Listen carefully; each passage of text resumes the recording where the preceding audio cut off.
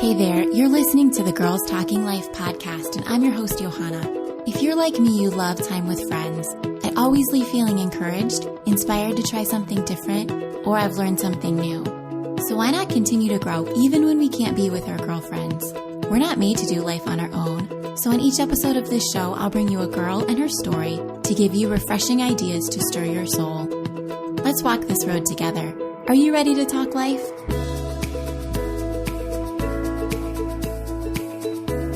Welcome to the show. I'm so glad you chose to spend some time here. If this is your first time listening, I am so glad you're here. If you've been listening for a while now, welcome back. In light of everything that's going on in our country, I want to help. I want to do good work, and I want to point you in the direction of some episodes on Girls Talking Life that are elevating and amplifying melanated voices. Episode 3, Reflecting God's Kingdom with Shala Johnson. Episode 11, with Alexia Carrier of She Is Identified.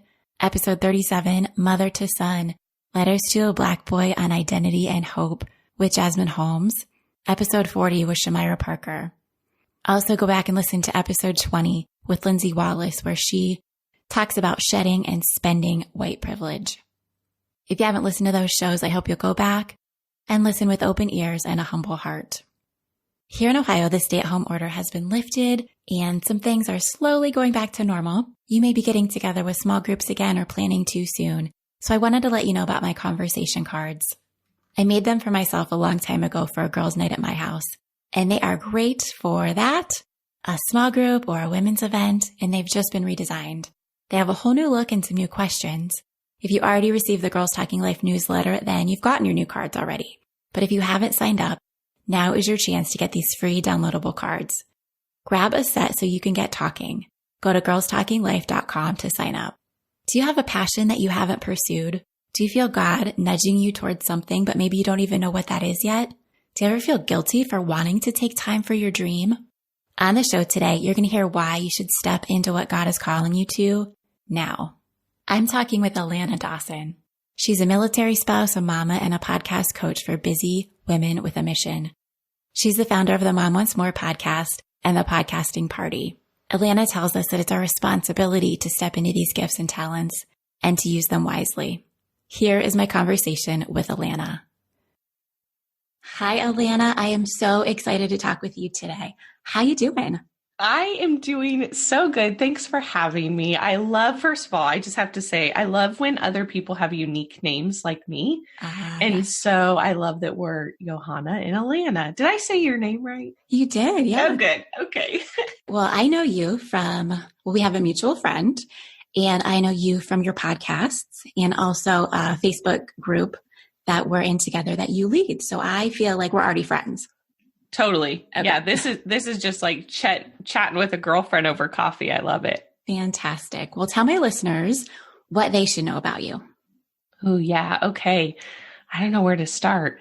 I'm a military spouse. That's probably really important to know. And so we've lived all over the United States. We've not been overseas, but we've lived in 7 different states, 2 of them twice in the last 18 years. I have 2 girls. I'm a mama to 2 girls, 13 and 10, and they are delightful. I was really nervous when I had little babies and toddlers thinking about the teenage and tween years, and it's been such a joy for me. I love to watch them grow and become adults themselves, so this has been really fun.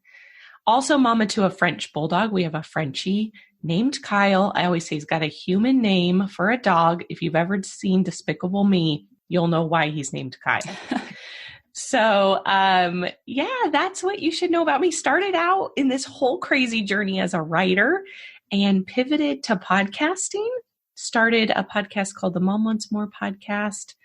And from there, women started asking me to help them start podcasting. And after about the 12th one, my husband said, you should probably make this a business. You're doing it in all your spare time. And so I love podcasting. I think it's so much fun. I truly believe that every person out there has a message to share or a story to tell if they want to, and that there's space for all of us here. So that's kind of me in a nutshell. I now currently live just outside Boise, Idaho. I was born and raised here. So our military journey is kind of coming to a close, and we've moved back home. And so love it here. It's been great. Well, I also have 2 daughters. My girls are 9 and 12. So I feel like that's another connection that we have. But my spouse is not military. So when you married him, did you know that that's what your life was going to look like? No idea. I mean, yes, when I married him, he was in the military, but when we started dating, no. In fact, we were high school sweethearts. And I don't really say that openly. There's some people have this just beautiful story of high school sweethearts. And we were casual, dated on and off. We had a good time. And I don't think either of us thought that we would be together, 18 years down the road. But I was getting ready to go to school in Seattle, and he joined the military. He came in and told me at a basketball game, and I was like, that's awesome. Good for you. Never in a million years did I think that would be my story too. And the way I like to tell it is he went off to boot camp and decided he couldn't live without me. He likes to tell it the opposite way. So yes, military spouse, I do a lot of what we call solo parenting. I'm not a single parenting, a single parent. I have help. He's home here and there, depending on what year it is and where he's stationed. So he's a submarine officer. So we almost always live somewhere on the coast, with the exception of right now. We're currently stationed apart. He's finishing a tour. As I said, we're getting ready to retire. So yeah, it's a journey. My husband, Joe, traveled for work in a season of ours. And it was one night a week that he was gone. And the kids were smaller then, so it just seemed so challenging. How do you do it? Do you find that it works for you? Well, it's had to work. Yeah. It is challenging at times when, in particular, he was deployed for about 8.5 months. And during that time, we found out that they were moving us during deployment from San Diego to Hawaii. Oh, my. And my girls were, I'm trying to think of their age. They would have been 6 and 3 at the time. So it was a lot. That was probably the season that was the hardest on me. But I will say that I got really good at making friends, got really good at plugging into a community and growing a support network. Us military spouses are really good at that. We just kind of circle up. If we know of a friend that's moving to a certain spot and we know another spouse there, we just automatically, that's kind of in our nature. What we learn to do is to plug others in, where we have that network. So, but yeah, it's been challenging. I will say the one thing I've had to get good at, and I still struggle, is asking for help, because it's not easy. I have family around, and we've never lived with family around, but even so, it's hard for me to call my mom and say, Mom, can you help with this? She always says yes, but it's just that something within me that wants to do it on my own, that struggle of being vulnerable and asking for help. That must feel like a luxury to have family nearby now. It's so amazing. Yeah. We're so lucky. And I will say the other thing that I've had to get really good at is asking for forgiveness, especially from my girls. I mess up a lot. I'll be the first one to say, as a parent, I do not get it right. And having to be a lot of times both mom and dad. And I don't mean that as I'm replacing him, but just a lot of, I got to teach math, and that's not my strong suit. That's his strong suit. Or teach him how to ride a bike, and all those things that I thought that my spouse, my husband would do. I've had to be both of those things, and I'm not very good at being both of them. And so I just had to ask to know that I'm going to make mistakes and ask forgiveness when I do. Yeah, I'm right there with you. And I have someone usually to tag out, I'm tagging you in, I'm out for a little bit, I need a break. And you don't always have that. So I can definitely understand the need for forgiveness in certain moments. Yes. And a routine. When my girls were little, naps were a must. Bedtimes were, I had to get real, and that's not in my nature. And so I had to get really good at that though, because that's what self-care looked like for me, was to make sure that I had a couple hours in the evening and then, maybe 30 minutes in the afternoon or whatever I could manage with them. So several years ago, something happened in your life, and talk to me about what that was. And then I want to ask you what your life looked like right before that happened. Yeah. So in December of 2015, I suffered from a pulmonary embolism. And for the listeners that don't know what that is, it's a blood clot in your lungs. So we were stationed in Hawaii at the time. So we had made that move from San Diego to Hawaii. My husband had rejoined our family. And about 6 months before, I had suffered a miscarriage and had never had problems getting pregnant or with infertility before. So it kind of came as a shock. And I was healing and recovering from that and woke up one night and thought I was having a heart attack. Oh my. It was really scary. I had my left arm was completely numb, was sweating profusely, couldn't breathe. I tried to get up thinking maybe I had slept funny or was, to try to make it into the living room. And I didn't even make it down the hallway. I didn't think I could walk. And so went and woke him up, and my husband took me and my two daughters to the emergency room, and they diagnosed me there with a blood clot and rushed me to a bigger emergency room. They weren't equipped to handle me and was admitted into the ICU. And it was scary. We didn't know what it would look like if I would make it through the night. They gave me a clot buster. I was looking at possibly surgery to remove it. And I was in the best shape of my life. I was 32, going to a boot camp class, pretty healthy, didn't have any other, medical history prior to that. But looking back, I think if there's anybody who suffered a near-death experience or went through that, I think we all it's natural to reevaluate our life. And so in that hospital room that night, that's what I did, just thinking about what if I didn't make it? Would the legacy that I left for my girls, would I have been proud of that? And I can say that I wasn't.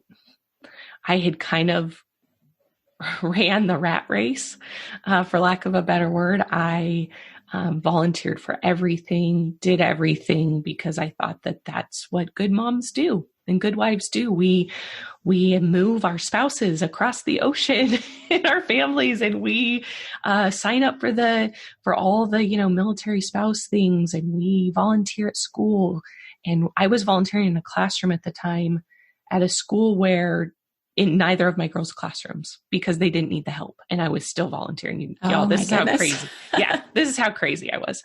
That's dedication. Well, it's insanity is what it is.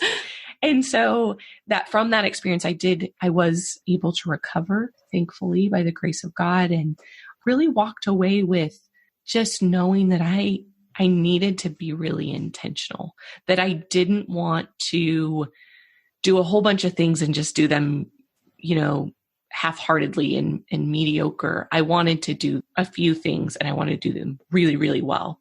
And I also knew I had been writing on a blog for military spouses at the time. And after my miscarriage, I had stopped writing. I was really angry with God and really upset. And from that experience, just realized that I had been given a gift and a message that God had called me to share. And I was not being a good steward of those gifts and talents and messages that He laid on my heart. And so from the PE, from that experience, I walked away just knowing that I was going to love my husband. I was going to love my girls, and I was going to focus on the things that God had given me. And that's all I was going to focus on for the next year. And that's what I did. I didn't volunteer. I took a hiatus from that. I like to claim, if you've ever listened to any of my other podcasts, I call myself a PTA dropout. I stopped volunteering at school. I stopped volunteering and hosting things, chairing events. I just sat back and listened to God and where He was leading me and what He was calling me to do. Was there any backlash to that? Or people kind of like, what's happening? Where are you? I thought there would be. I was really, really afraid of saying no. I can still remember the first time I called the teacher that I was volunteering in her room and to tell her that I couldn't do it anymore. And she said, "Alana, I'm so surprised that you haven't called me sooner." And so, no, everyone was really, really considerate. It was hard though. We moved 6 months after that event to Albuquerque, New Mexico. And there it was hard because nobody knew me. They didn't know my background. They didn't know, that I had been sick. And from this, I had it turns out that the blood clot wasn't just random. I have a predisposition to clotting. I have a clotting disorder. I'm on blood thinners now. So, I had all these other health issues that came alongside that. Okay. And I was recovering from. And so I had to really go slow. And for me, that's not natural.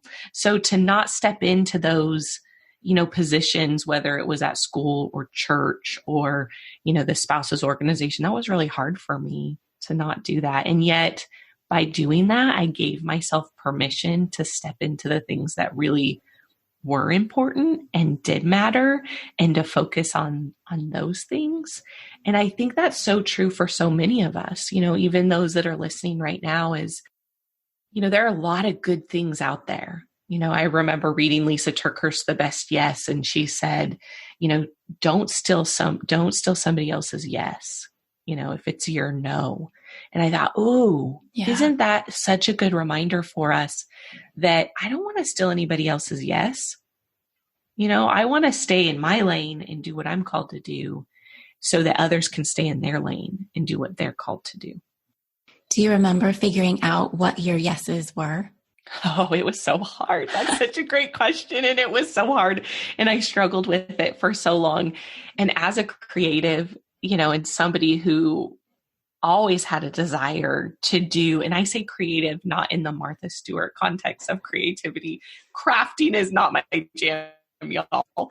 That is not something I was gifted to, but creative as in creating content and writing and speaking and sharing what's on my heart, that type of creativity.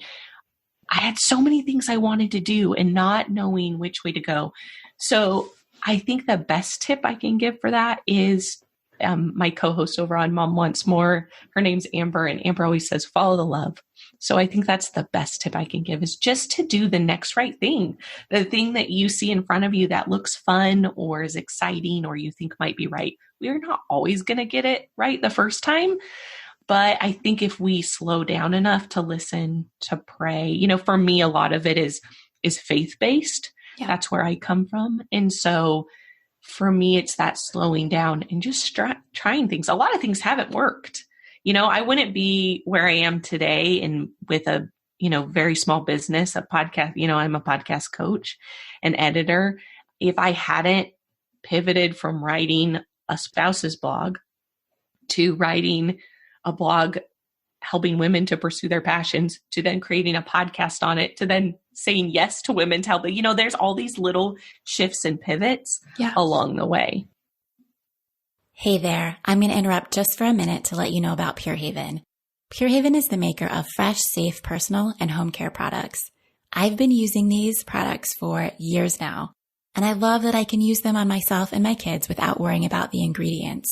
And they have some great summer specials. They have limited release Pina Colada products available through June 30th. Shampoo, hair mask, and moisturizing hand soap. Yum! Also, with a $95 purchase this month, you will get a free charcoal detox shampoo, charcoal powder, argan oil, and coconut oil. You use this weekly to lift away product residue and excess oil buildup from your hair. To check out more of their products or to make a purchase, go to purehaven.com/girlstalkinglife. Now back to my conversation. I know for me, when I first started feeling a nudge to do something, and I don't even think I knew exactly what it was yet, but when I started feeling that nudge and it got stronger and stronger, I would ask my girlfriends, like, don't you feel this too? Don't you feel like you need to be doing, this, whatever that is? And they would look at me like, no, nope, don't feel that. Don't have time for that. Have no interest. And I'm like, wow, I'm feeling it so strongly right now. And I think that's such a great way to illustrate how we know if we're on the right track is we will fill that pull. And a lot of times we can't read our own label either. And so we think these things that come so naturally to us, that everybody has them. Right. And they just don't, like I was talking about my husband earlier, but he can teach math and science so easily. And I'm like, well, that you just made that seem really, really easy. not for me. I struggle through it. Some people just have these natural abilities to do things and they think, well, doesn't everybody have that? Can't everybody teach, dumb down the math and make it really easy to learn? No, we don't. Podcasting, asking questions, what you're doing here today, Johanna, like it's a gift. That's a gift. And so I think when we feel that pull and that drive, like we got to pay attention to it. And sometimes I feel like having people tell you what they see makes such a big difference. Did you have anybody along the way saying, yes, Alana, this is working for you. You are good at this. You know what? In an indirect way, I did. All of my growing up, looking back, all of my parent-teacher conferences, and my mom was a teacher and a school counselor, but all of them, I always had great reviews. The only thing that, teachers ever had to say was that I just talked too much. Like I've always loved to communicate, whether it's through written word or spoken word. That's just been my jam. But again, I thought everybody had that. And so, yeah, I've had a few different people in my life, my mom included, my sister, my spouse. I've had some friends who have said like, you're good at this. And I always just discounted it thinking they're just being nice, right? They have to say that. And they don't. No. And so I think it's so important too. That's why we need to call it out when we see other people doing their thing, doing their jam, yes. Like we got to tell them that that we see that within them. Cause it's just like I said, we can't read our own label a lot of the time, especially when we're just starting out. And so I think it's so important to say, hey, I see you doing this and you're doing a really good job. So you had this change in perspective where you knew that you needed to take a different path, narrow it down and do what you were loving. And out of that came you encouraging other women to do the same thing. Talk to me about that. Yeah, it was a natural pull just for me to speak from where I was at. And I found that especially with military spouses, because that was the community that I was really ingrained in, there were so many women waiting and wishing and putting off their dreams. And that is partly due to the nature of the lifestyle we all live. But I can't tell you how many times I heard women say, man, Alana, I wish I could do what you're doing, but I'm going to wait until, insert whatever. We have more time. We have more money. My husband's retired. We're in a duty station longer than 2 years. My kids are older. All of these things. And so, and just knowing from, I think my PE informed everything. I mean, really, my life is broken up to the before and the after. And so just knowing that we have no guarantee of tomorrow. And I wanted to make use of what I had right then. I wanted other women to do the same. And so that really looked like encouraging them and stepping into that. And it just came at a time when podcasting was picking up. And I thought, moms don't have as much time anymore to read blogs. And so I'll pivot to this podcasting thing. And it was really a great fit. I mean, it was uncomfortable, from starting a podcast. I'm sure like the beginning is very like cringeworthy. Like, yes, it is. But I found that in order to bridge that gap, I love written word. It will always be where my heart lies. But I was able to build that know, like, and trust and relate to my listener so much quicker because it was my voice. And there's some type of vulnerability about that. And when you're talking about this subject matter of encouraging women to step into their passions, it's such a personal thing. It's so hard for them. So I think that really helped, was allowing my voice to kind of bridge that gap. But yeah, it turned out to be, honestly, I started it kind of for myself.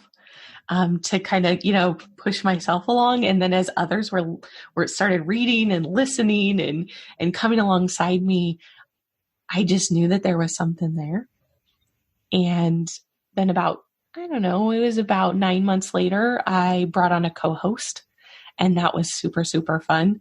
And we've just had so much fun together with this, message that we had, that both of our hearts were in it. So I think for women, it's so, so hard because we feel guilty. I honestly think that's the bottom line. We feel guilty that we're doing something for ourselves, right? I mean, many of us can't even go take a bubble bath because we feel like, well, I should be doing the dishes or whatever. And so this idea of like stepping into these things that we have in our heart, whether it's writing or speaking or podcasting or whatever it is, maybe it's biking, mountain biking, everybody has something different. And I think that's the bottom. What I've come to find out with working with women is that it really comes down to the guilt. We think we should be doing something else. Yeah. How do you combat the mom guilt? I know I feel it. Oh, that's a great question, right? I think for me, it really comes down to it's my responsibility. It's my responsibility to step into these gifts and talents and use them wisely and steward them. And when I'm doing that, there shouldn't be any guilt associated with it. Now, that's not easy. I think we did an episode on Mom Once More, and we talked about the difference between guilt and shame. And I think guilt can be good to lead us back to this place of like, okay, is this really what I need to be doing? Like mindlessly scrolling on my phone at night instead of like actually engaging and talking to my girls, I can feel guilty about that, right? Yeah. And then that can help me change my behavior. But shame, that's something else. And I think that's kind of to where it's this fine line to walk between. And so for me, it's really just been asking the question of, is this in line with my priorities and values and intentions? Can I do it well? Right? Do I have the time? And if I don't have the time, am I willing to make the time? Yes. And then clearing out everything else. For me, that's been a game changer for the guilt, because then I'm not spread in all these different directions. I really, outside of my coaching and podcasting, I have a couple other things that I do. I really don't do anything else. And I don't mean that as like, poor me. I mean, this is what I'm choosing to do with my time. Yeah, that's very responsible of you. Yeah. I don't know if that answers your question about the guilt. It definitely does. And I love that you said it's your responsibility, because we need to hear that. I know for me, podcasting, it takes a lot of time. You know that. And that's time that I'm not spending with my kids sometimes. And sometimes they like to tell me that. So right. I think it's important that I'm doing what I'm supposed to be doing. And I think it's important that they see that I'm doing that too.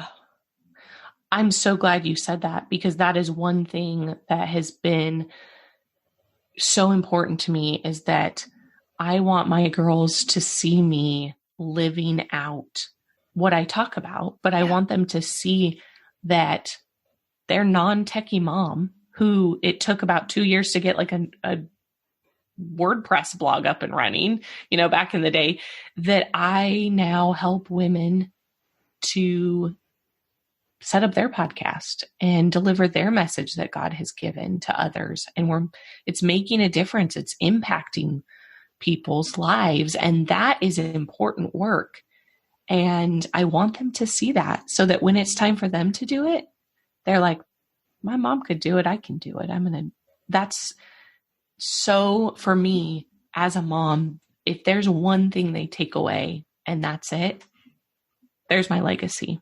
Yeah. That's what I lived out and why I did it. It's beautiful. Thank you. You were talking about your podcast, Mom Once More. Tell me just a little bit about what you and your co-host bring to the table with that. Yeah. So as I had mentioned earlier, it started out as, this message of my heart.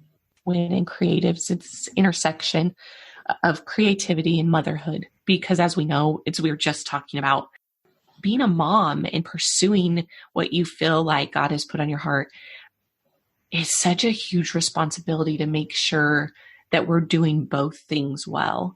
And I've heard women say like, well, motherhood is my most important work. And I wholeheartedly agree with that. I've shared that. They are the reason that I do all of this. And yet I don't think that that's our only reason. Many of us, for some people, that is their story. And there's absolutely nothing wrong with that. But for so many moms, we feel that guilt and that shame of wanting to do something more. And yet it's just what I said, it's a responsibility. And so Mom Wants More, that title came from, and the idea was really that I want more for my life. I want more for my kids' life. I want more for my family. And more encompasses so much. It's not just a monetary thing or a creative thing. It's for sure this culmination of the verse that talks about God could do far more greater than what we could guess or imagine in our wildest dreams. I think I just butchered that with the Message and the NIV mushed together, but I know exactly what you're talking about. It's Ephesians 3:20. And so that was the desire of my heart, is that Mom wants more.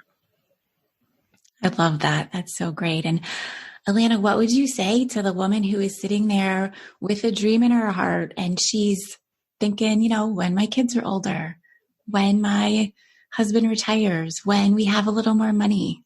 What do you say to her? Yeah, I would say, don't wait. I fully believe that there's a Emily P. Freeman. I know you know who Emily P. Freeman is, but for your listeners, she's an author.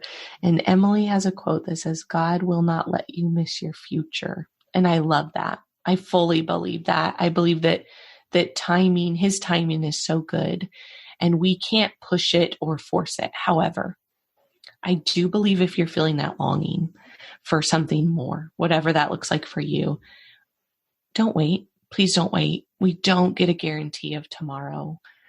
And we need you today to bring whatever it is that you have. So that would be my advice, is just don't wait. Do the next right thing, however small or whatever that might look like for you. Maybe it's, brainstorming some ideas or talking with a friend. Maybe it's, DMing Johanna or I and saying, hey, I heard that episode and I think that maybe I'm being called for this. Like, just take a tiny little step in one direction and see where that goes. Follow the love. Thank you, Alana. I just really appreciate your personality and the way you put things out there. You're very easy to talk to, easy to listen to, and you are, just super real. Oh, thank you. Well, you made this interview really easy. Before we jumped on mic, I was telling Johanna, it's weird to be the guest. I'm usually the one on the other side that's okay, leading the conversation, and you're such a natural. This is one of those things I will call out and tell you, your giftedness, you are stewarding it really, really well. So thank you for the work you're doing. Thank you. I want to hear about your favorite 5. What are 5 things that you are doing or reading or wearing right now that are your favorites?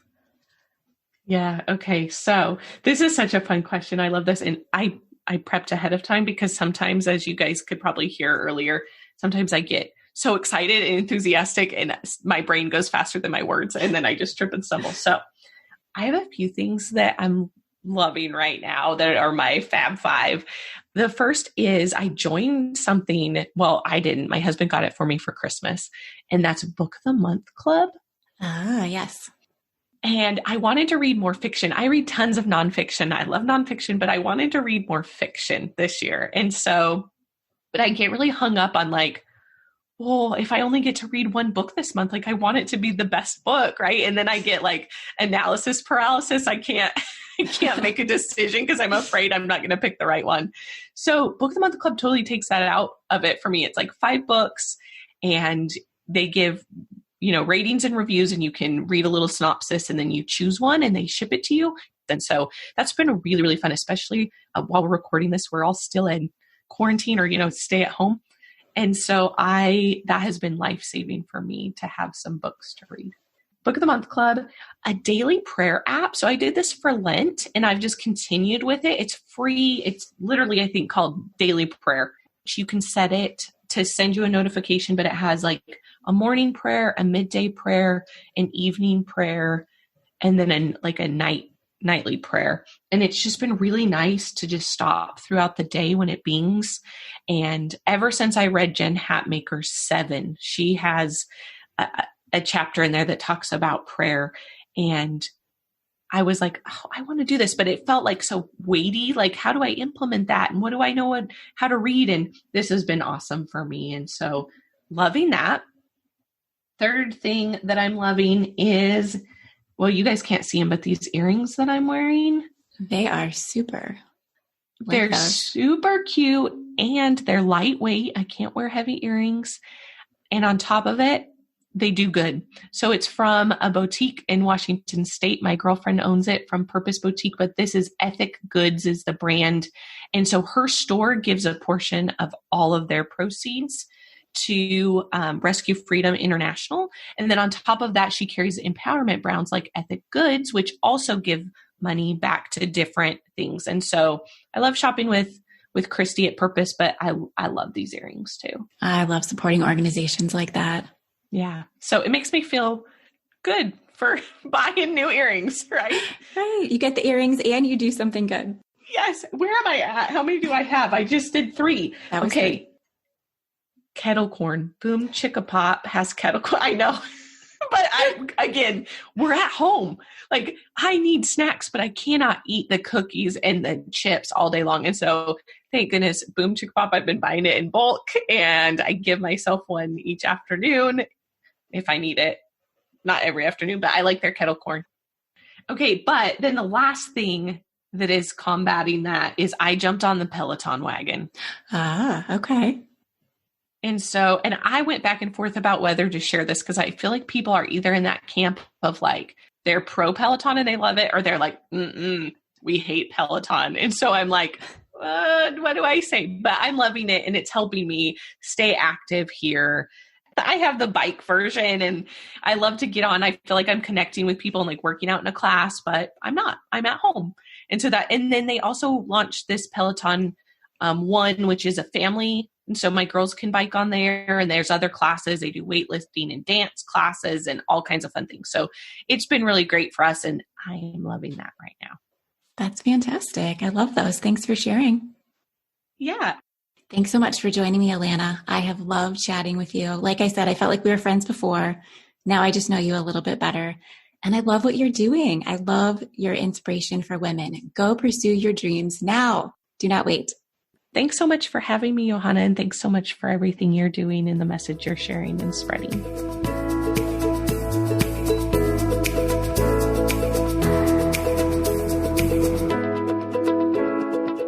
I hope you enjoyed my conversation with Alana. Isn't she just the best?